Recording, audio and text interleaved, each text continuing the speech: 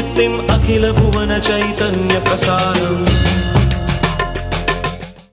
నమస్కారం మన ధర్మం కార్యక్రమానికి స్వాగతం. ఇవాటి మన ధర్మం కార్యక్రమంలో మన ధర్మ సందేహాలను నివృత్తి చేసేందుకు మనతో పాటు ఉన్నారు ప్రముఖ ఆధ్యాత్మికవేత్త శ్రీ గడ్డమనుగు రామకృష్ణమూర్తి గారు.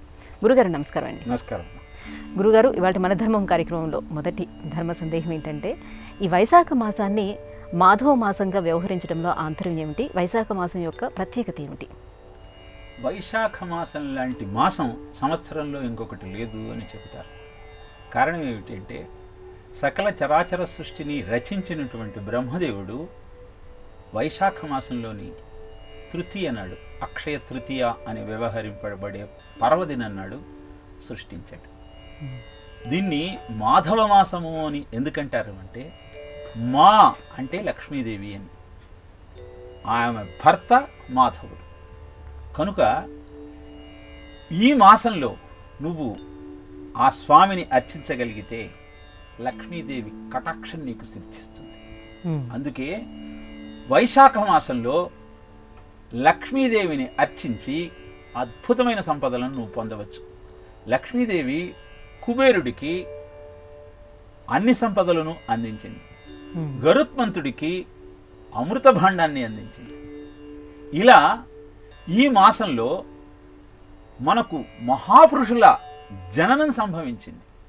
త్యాగరాజస్వామి వారు, ఆదిశంకరులు, అన్నమయ్య, నృసింహ జయంతి, నారదుడు, ఇలా జ్ఞానాన్ని ప్రపంచానికి పంచి ఇచ్చిన మహానుభావుల అందరి జననము ఈ నెలలో జరిగింది.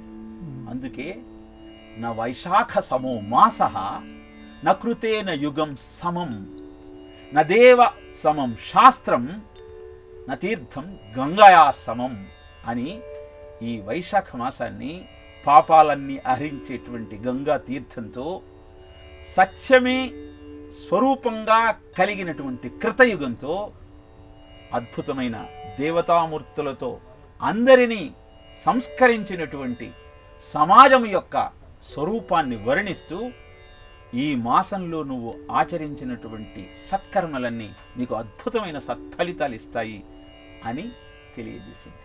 అంతేకాదు, ఈ గ్రహస్థితి కూడా ఈ వైశాఖ మాసంలో నీ మనస్సును ప్రభావితం చేసే చంద్రుడు, నీ బుద్ధిని ప్రచోదితం చేసే సూర్యుడు, వీళ్ళిద్దరూ బలంగా ఉంటారు.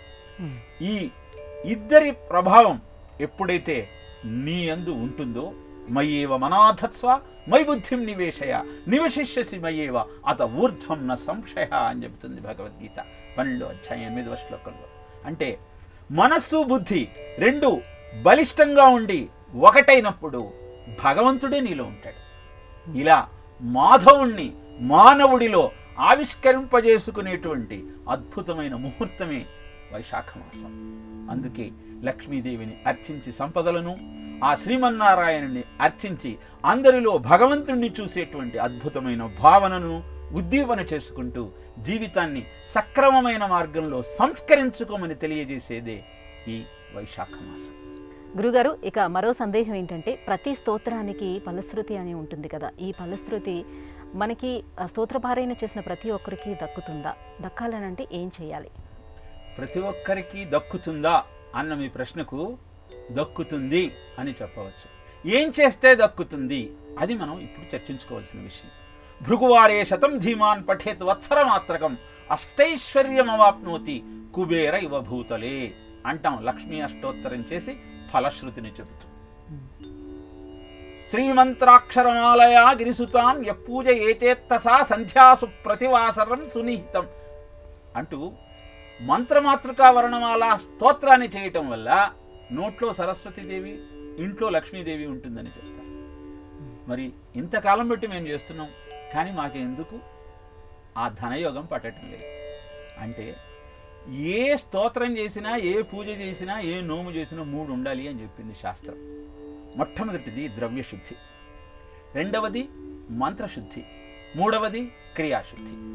ద్రవ్యశుద్ధి అంటే ఆ నోమో, పూజో, వ్రతమో, స్తోత్రమో చేయటానికి నువ్వు సంచితం చేసిన ధనమంతా ధర్మబద్ధమైనది అయి ఉండాలి. ధర్మరాజు రాజసూయ యాగం చేశాడు. రాజసూయ యాగం చేసిన 6 నెలల్లో పదవి భ్రష్టుడయ్యాడు. నారదుడి దగ్గరికి వెళ్ళి అడిగాడు, నేను అద్భుతమైన యజ్ఞం చేస్తే ఆ యజ్ఞ ఫలితము నన్ను ఉన్నతమైన స్థితికి తీసుకువెళ్ళాలి, కానీ ఇలా అడవుల పాలు చేసింది ఏమిటి అన్నాడు.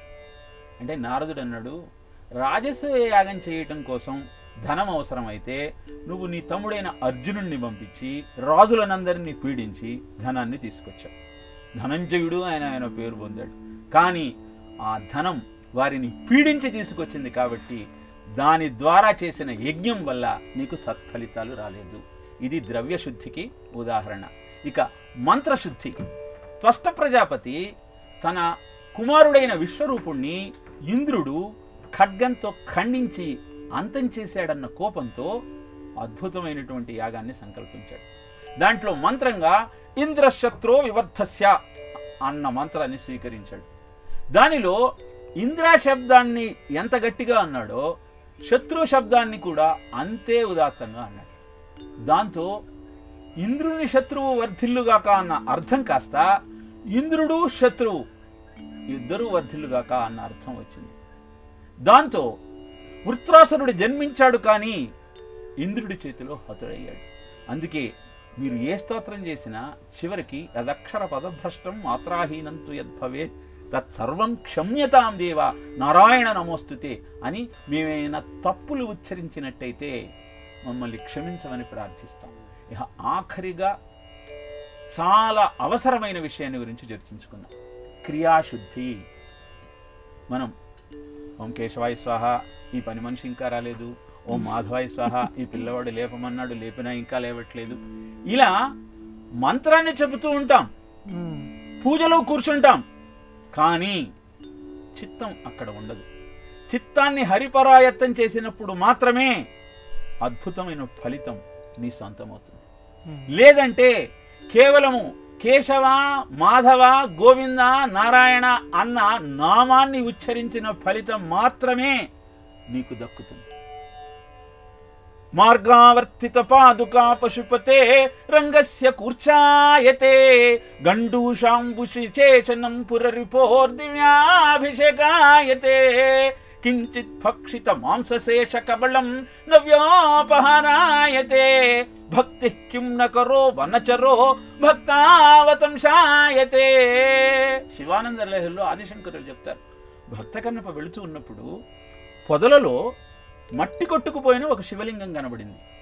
నా శివుడు మట్టిలో ఉన్నాడు అని బాధపడ్డటువంటి ఆ కన్నప్ప సకల మార్గములు సంచరించిన చెప్పు శివ శరీరముపై చీపురాయే, చెప్పుతో శివలింగాన్ని తుడిచాడు. శివుడు అనుకున్నాడు, ఇన్ని యుగాలలో ఇంతమంది భక్తులు నన్ను పూజించారు కానీ ఇలా చెప్పుతో శుభ్రం చేసిన వాడు ఎవడూ లేడు అనుకున్నాడు. పుక్కిలించిన నీరు పురహరునకు పుణ్యతీర్థాభిషేకమై దివ్యమయ్యే. అభిషేకం చేద్దామంటే నీళ్లు కావాలి, నీళ్లు తీసుకురావాలంటే పాత్ర కావాలి, లేదు ఏం చెయ్యాలి, నోట్లో పోసుకున్నాడు, నీళ్లు తీసుకొచ్చి పుక్కిలించి ఉన్నేశాడు. ఇంతమంది ఇన్ని రకాలైన ద్రవ్యాలతో అభిషేకం చేశారు కానీ ఇలా అభిషేకం చేసిన వాడు ఏమీ లేడు. సగము తిన్న మాంస ఖండంబు తిన్నగన్నవ నివేదనమౌచు భవుని చేరే. ఇక నైవేద్యం పెట్టేటప్పుడు ఆ మాంసాన్ని రుచి చూసి, అబ్బా అద్భుతంగా ఉంది ఈ మాంసం, నీకు పండగే శివ అనుకుంటూ ఎదుట శివుడు ఉన్నాడన్న భావనతో ఆయనకు అర్పించాడమ్మా. అందుకే సదాశివుడు ఆ కాళహస్తిలో ఆయనను తీసుకొని నెత్తి మీద పెట్టుకున్నాడు. నువ్వు వెళ్ళి ముందర కన్నప్పని చూస్తేనే నీకు శివుణ్ణి దర్శించిన ఫలితం దక్కుతుంది. ఇలా అద్భుతమైన భక్తితో ఆ శివుణ్ణి నువ్వు ఆరాధించగలిగితే స్తోత్రంలో చెప్పిన ప్రతి ఫలితము నీ సొంతమవుతుంది. ఒక వ్యక్తి రోజు పూజ చేస్తున్నాడమ్మా, చేస్తుంటే శ్రీమన్నారాయణుడు ప్రత్యక్షమయ్యాడు. శ్రీమన్నారాయణుడు ప్రత్యక్షమయ్యాడన్న ఆనందంతో అరటిపండునిస్తూ తొక్క పెట్టేసి పండవతల పడేశాడు. తధాస్తు పత్రం పుష్పం ఫలం తోయం యోమే భక్త ప్రయచ్చతి. ఆయనకు నువ్వు పండు పెడితే ఏమిటి, తొక్క పెడితే ఏమిటి, తిన్నాడు, వెళ్ళిపోయాడు. మళ్ళీ తొక్క పెట్టానన్నటువంటి బాధతో ఒక గెల అరటిపళ్ళు తీసుకొచ్చి పండు పెట్టుట తొక్క పారవేయుట ప్రాక్టీస్ చేశాడు ఈ భక్తుడు. నెల రోజుల తర్వాత మళ్ళీ శ్రీమన్నారాయణుడు ప్రత్యక్షమయ్యాడు. ఈయన ఈసారి జాగ్రత్తగా తొక్క ఒలుస్తున్నాడు. ఆయన అదృశ్యమైపోయాడు. వెంటనే ప్రశ్నించాడు, శ్రీమన్నారాయణ నీకు పండిస్తుంటే వెళ్ళిపోయావేమిటి అన్నాడు. వైకుంఠాన్ని నుంచి నిన్ను దర్శించడానికి నేను వస్తే నీ దృష్టి అంతా అరటిపండు దాని తొక్క మీద ఉంది, నన్ను పట్టించుకునే నాథుడే లేడు, అందుకని నేను వచ్చేస్తున్నా అన్నాడు. కాబట్టి గుర్తుపెట్టుకోవాల్సింది ఏమిటంటే పూజ చేసేటప్పుడు ఎవరి కోసం చేస్తున్నావు? దంభోదర్పోభిమానస్య క్రోధ పారుష్యమేమచ అజ్ఞానం చాభిజాచస్య పార్థ సంపదమాసుజీం అంటుంది భగవద్గీత. దంభంతో నేను పెద్ద పూజ చేస్తున్నాను, అందరినీ ఇన్వైట్ చేస్తున్నాను, వచ్చిన వాళ్ళందరికీ కుర్చీలు వేస్తున్నాను, దానికి అలంకారం చేస్తున్నాను, వాళ్ళకి వెల్కమ్ డ్రింక్స్ ఇస్తున్నాను, ఇంత ఆలోచిస్తున్నావు. కానీ నీ కళ్ళ ముందు నువ్వు ఆవాహన చేయటం ద్వారా వచ్చి కూర్చున్నటువంటి ఆ గణేశుడి మీద కానీ, ఆ శివుడి మీద కానీ, ఆ శ్రీమన్నారాయణుడి మీద కానీ నీ దృష్టి ఉందా? దేవతలు క్షిప్రప్రసాదులమ్మ. ఒక్క మంత్రం చెబితే చాలు, నువ్వు ధ్యానంతో, శుద్ధితో, శ్రద్ధతో వాళ్ళు వచ్చి నీ ముందరుంటారు. అలా వచ్చినప్పుడు వాళ్ళని వదిలేసి నువ్వు సెల్ ఫోన్ మాట్లాడుకుంటూ కూర్చుంటే ఎంత అపచారం చేస్తున్నట్టు. కాబట్టి స్తోత్రం పఠించటం వల్ల నీకు ఫలితం రావటం లేదు అంటే యత్నే యదిన సిద్ధ్యతి కోత్రదోష అన్నది శాస్త్రం. ప్రయత్నిస్తున్నా సరే ఫలితం నీకు దక్కటం లేదు అంటే ఎక్కడ తప్పు చేసావో వెతుక్కో. ఈ 3 శుద్ధులతో నువ్వు కనుక స్తోత్ర పారాయణ, వ్రత, నోములు ఆచరించడం చేస్తే చెప్పిన ఫలితాలు ఖచ్చితంగా నీకు సిద్ధిస్తాయి. గురుగారు, ఇక మరో సందేహం ఏంటంటే, నృసింహస్వామికి ఉగ్ర నరసింహుడు, వీర నరసింహుడు అని పేరు. ఈ ప్రహ్లాద వరదుడైనటువంటి నరసింహస్వామికి ఆ ఉగ్రత్వం రావడానికి కారణం ఏమిటి? ఉగ్ర నరసింహ అంటే అర్థం ఏమిటో తెలుసండి. ఒకటి, భీకరమైన స్వరూపంతో ఉన్నవాడా అని. రెండవది, ఉత్ గ్రసతి ఇది ఉగ్ర అని. అంటే అర్థము ఉత్ అంటే పైకి లేవటం, గ్రసతి అంటే పట్టుకోవటం. జారిపోతున్నవాణ్ణి పట్టుకొని పైకి లేపేవాడు నరసింహస్వామి. హరి సర్వాకృతులు గలండని ప్రహ్లాదుండు భాషింప, సత్వరమే ఎందు లేడు లేడని దైత్యుండు తర్జింప, శ్రీ నరసింహాకృతి నుండి అచ్యుతుడు నానాస్థావర జంగమోత్కర గర్భంబుల అన్ని దేశంబుల ఉద్దండ ప్రభావంబునని చెప్తాడు భాగవతంలో. అంటే హిరణ్యకశ్యపుడికి ప్రహ్లాదుడికి ఇద్దరికి వాగ్వివాదం జరుగుతోంది. అన్ని కలడు అంబోధి కలండు గాలి కలడు అంటూ అంతటా ఉన్నాడు ఆ పరమేశ్వరుడు అని ప్రహ్లాదుడు అంటాడు. లేడు లేడు ఎక్కడా లేడు అని హిరణ్యకశ్యపుడు అంటాడు. ఇప్పుడు అంతటా ఉన్నాడని ప్రహ్లాదుడు అంటూ ఉన్నప్పుడు నరసింహస్వామికి ఆ శ్రీమన్నారాయణుడికి సందేహం కలిగింది. ఏమని? ఈ హిరణ్యకశ్యపుడు ఎక్కడి నుంచి బయటికి రమ్మంటాడు అని అన్ని ప్రదేశాలలో, అక్కడున్న స్తంభంలో, కుర్చీలో, కిటికీలో అన్నింటిలో కూడా అచ్యుతుడు అన్న పదాన్ని ఉపయోగిస్తాడు పోతనామాచ్యుడు. అచ్యుత అంటే అర్థము చ్యుతి లేకుండా కాపాడేవాడు. చ్యుతి అంటే జారిపోవటం. జారిపోతున్న వాడిని నిలబెట్టేవాడు. ఉగ్ర నరసింహ అంటే అర్థము ఈ భవసాగరంలో పడి నీ జీవిత పరమార్థాన్ని విస్మరించి విషయ సుఖాలలే సర్వస్వమని భావిస్తూ జారిపోతున్న జీవుడా, నా చేతిని పట్టుకోవయా, నిన్ను పైకి లాగుతాను, నా నామాన్ని స్మరించు, నిన్ను కాపాడతాను అని చెప్పటమే ఉగ్ర నరసింహానికి ఒక అర్థం.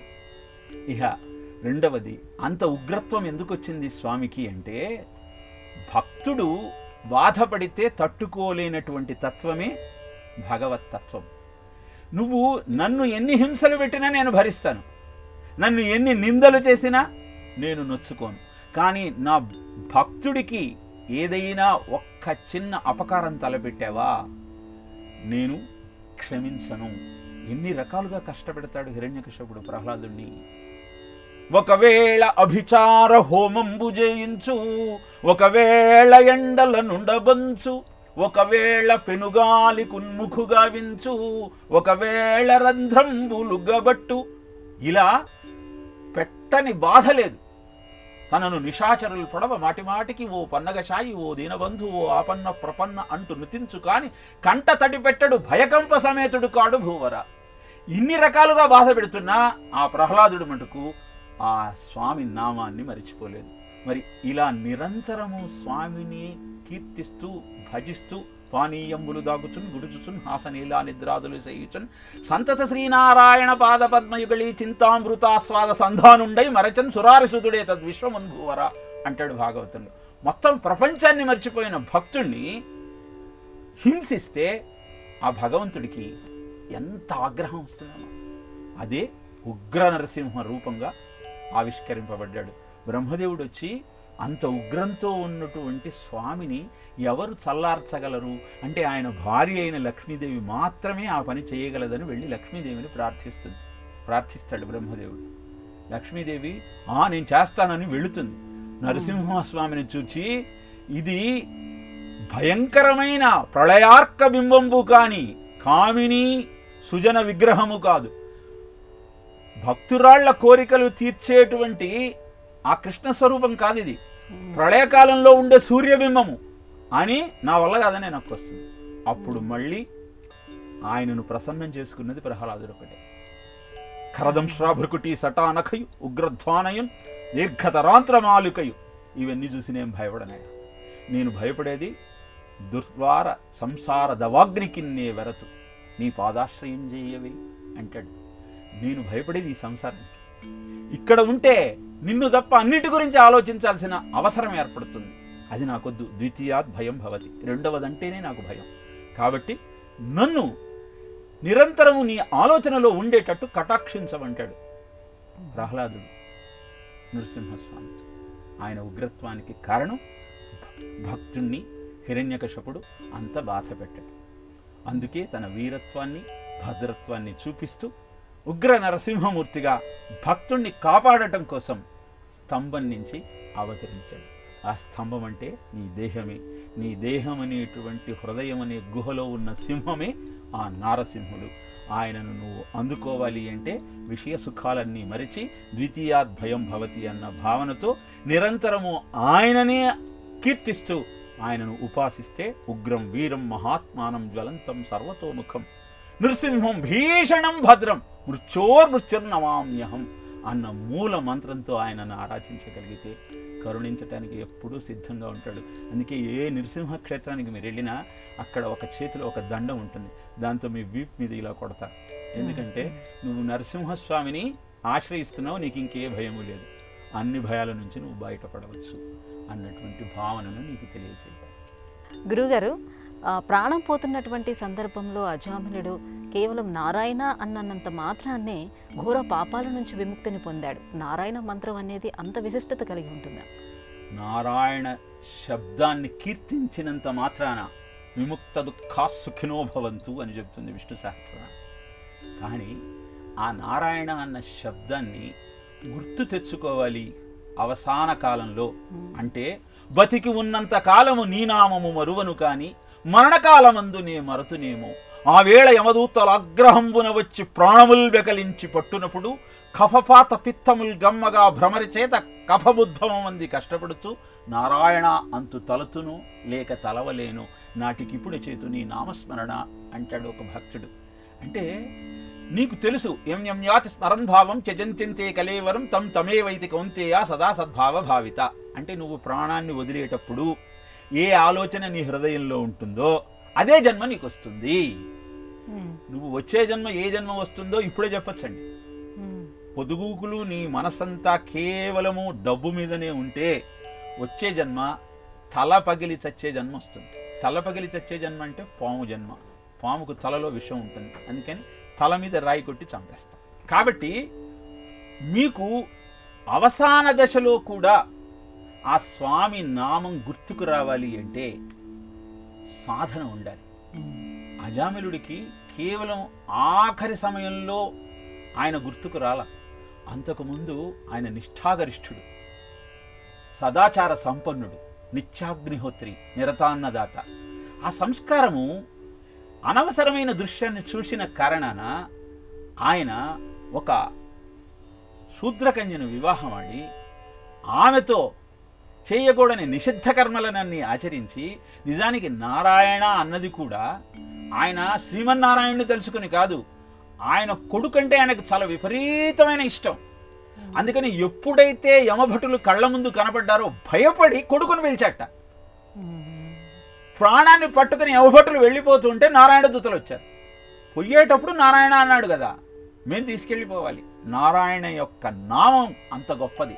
గుర్తుకు రావడానికి కారణం కుమారుడికి నారాయణ అన్న పేరు పెట్టుకున్నా కుమారుణ్ణి నారాయణ అన్న పేరైనా పిలవాలన్న ఆలోచన ఎలా కలిగింది అంటే అంతకు ముందు ఆయన చేసినటువంటి అనుష్ఠానం కారణంగా ఆ సమయంలో ఆయనకు స్ఫురించింది. కనుక 1000 ఆవులు 1000 దూడలు ఉన్న ప్రతి ఆవు తన దూడను గుర్తించగలుగుతుంది. అలానే నువ్వు ఎన్ని జన్మలెత్తినా నీ కర్మ ఫలం నిన్ను వెంటాడుతూనే ఉంటుంది, నీ వెంట వస్తూనే ఉంటుంది. అలాంటి దుష్కర్మ ఫలితాన్ని నుంచి నిన్ను రక్షించుకోవాలి అంటే నారాయణ నామానికి మించినటువంటి ఇంకొక ఉపాయమే లేదు. నామస్మరణాత్ అన్యోపాయో నహి పక్ష్యామో భవతరణి అంటుంది శాస్త్రం. నామస్మరణకు మించిన ఉపాయం నీకు ఈ భవసాగరాన్ని దాటడానికి ఇంకొకటి లేదు. కాబట్టి ఆయన నామాన్ని ఉచ్చరిస్తే సకల సుఖాలు కర్మక్షయాలు నీవు అవుతాయి. కలౌ శ్రవణాన్ముక్తి అనలేకపోతే కనీసం అద్భుతమైన భగవత్ కథలనన్నా వినే ప్రయత్నం చేయి. వినటం వల్ల ఏమవుతుంది అంటే చెవు అనే రంధ్రం గురించి ప్రవిశ్య కర్ణరంధ్రేణ ధునోతు విమలం తథా అంటాడు. లోపలికి వెళ్ళి మొత్తం క్లీన్ చేసేస్తుంది, శుచిగా మార్చేస్తుంది. కాబట్టి భగవన్ నామానికి ఉన్నటువంటి మాహాత్యము అద్భుతం.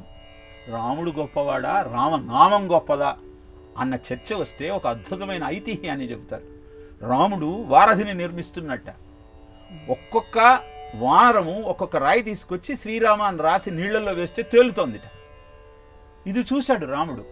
అల్పప్రాణులైన వానరాలే నాకు ఇంత సహాయం చేస్తూ ఉంటే నేను ఒక రాయి ఎందుకు వేయకూడదు అని ఒక పెద్ద రాయి తీసుకొని దాని మీద నా పేరేం నేను రాసుకుంటానని నీళ్లలో వేసేసాను. అది మునిగిపోయింది. ఎవరైనా చూస్తే అప్రతిష్ట కదా, ఎవరు చూస్తున్నారు అని చూస్తే హనుమంతుడు కనపడ్డాడు. ఎప్పుడు ఈయననే చూస్తూ ఉంటాడు. ఆయనను పిలిచి హనుమ ఈ విషయం ఎవరికి చెప్పకయ్యా అన్నట్టు. లేదు రామ, ఖచ్చితంగా చెప్తాను. రాముడి కంటే రామనామమే గొప్పదన్న విషయాన్ని ప్రపంచమంతా చాటి చెప్తాను. దానికోసం చిరంజీవిగా నేను జీవితాన్ని కొనసాగిస్తాను అని చెప్పాట హనుమ. ఈ కథ రామాయణంలో లేదు, కానీ రామనామ మహత్యాన్ని, భగవన్నామం గొప్పదనాన్ని, నారాయణ శబ్దం యొక్క ఆంతర్యాన్ని తెలియజేసే అద్భుతమైన ఐతిహ్యం. రామా అందాం, కాముడి నుంచి బయటపడదాం. ఎవరైతే అద్భుతమైన ఈ సాధన చేస్తారో వారికి అన్ని సుఖాలు సౌఖ్యాలు అలవడతాయి. గురుగారు, ఇక మరో సందేహం చూస్తే జాతక చక్రంలో గురుబలం బాగుండాలని చెప్తారు కదా, గురుబలం పెంచుకోవటానికి ఏం చేయాలి? గురు బలంగా ఉంటే శుభకర్మలు చేస్తూ ఆధ్యాత్మిక చింతనతో అందరి మన్ననలను పొందుతూ గౌరవ మర్యాదలతో జీవితాన్ని గడపవచ్చు అని తెలియజేస్తుంది జ్యోతిష్య శాస్త్రం. మరి గురుగ్రహం మాకు కొంత దోషంతో ఉన్నాడు, ఆ దోషాన్ని పోగొట్టుకోవాలంటే ఏం చేయాలి అంటే దక్షిణామూర్తి స్తోత్రాన్ని ప్రతినిత్యము పారాయణ చేయాలి. దక్షిణామూర్తి స్తోత్రాన్ని ప్రతిరోజు 1000 సార్లు పారాయణ చేసి ఎవరైతే 11 రోజులు దీక్షగా బ్రహ్మచర్యము, భూషయనము, ఏకభుక్తము వీటిని పాటిస్తారో వాళ్ళ దోషాలు పోవటమే కాకుండా వాళ్ళ కోరిన కోరికలన్నీ నెరవేరుతాయి. అది కష్టం అనుకుంటే సుందరకాండలో మొదటి సర్గ తతో రావణనీతాయాః సీతాయాః శత్రుకర్షణః అన్న శ్లోకంతో ప్రారంభమవుతుంది సుందరకాండ. దాన్ని ప్రతినిత్యము పారాయణ చేస్తే 40 రోజుల పాటు గురు గ్రహానికి బలం చేకూరుతుంది.